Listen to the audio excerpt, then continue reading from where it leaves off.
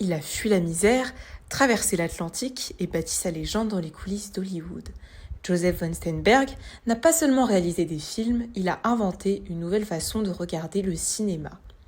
Né à Vienne en 1894 sous le nom de Jonas Sternberg, il grandit dans une famille juive modeste, ballottée entre l'Europe et les États-Unis.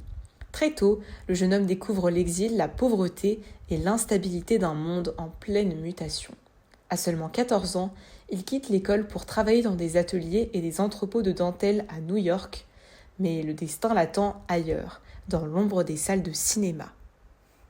Au début du XXe siècle, Hollywood n'est encore qu'un rêve en construction. Sternberg entre dans ce monde par la petite porte en réparant et nettoyant des bobines de films usés. Un travail discret, presque invisible. Pourtant, au contact de la pellicule, il apprend déjà le langage des images. Très vite, il devient monteur, assistant réalisateur, puis cinéaste. Dans les années 1920, ses premiers films frappent par leur réalisme brut et leur esthétique sombre. Avec Les Nuits de Chicago, il révolutionne le film de gangster et impose un style nouveau. Des lumières contrastées, des visages sculptés par l'ombre, une atmosphère à la fois élégante et inquiétante.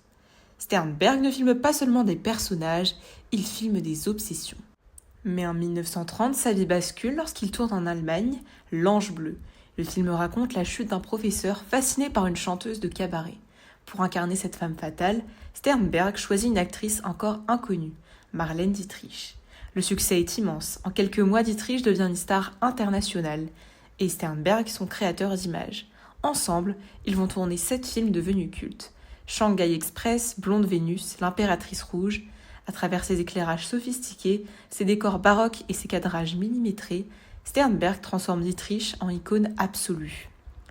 Une silhouette mystérieuse, sensuelle, presque irréelle. Leur relation dépasse rapidement le cadre professionnel.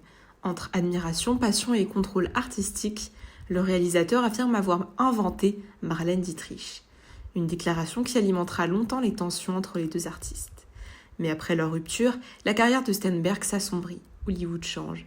Les studios veulent des films plus simples, plus rentables. Son style, jugé trop sophistiqué, devient difficile à financer. Pourtant, il continue d'expérimenter, notamment au Japon où il tourne Fièvre sur Anatahan. Œuvre étrange et visionnaire sur des soldats refusant de croire à la fin de la guerre. À partir des années 1960, Sternberg se retire progressivement du cinéma et enseigne à l'Université de Californie. Parmi ses étudiants, 2 futurs membres du groupe The Doors, fascinés par son univers visuel. Lorsqu'il meurt à Hollywood en 1969, Joseph von Sternberg laisse derrière lui une œuvre unique, celle d'un cinéaste qui aura transformé le noir et le blanc en matière vivante et le cinéma en art de l'illusion. Car chez Sternberg, les ombres ne servaient jamais à cacher la réalité, elles servaient à révéler le mystère des êtres.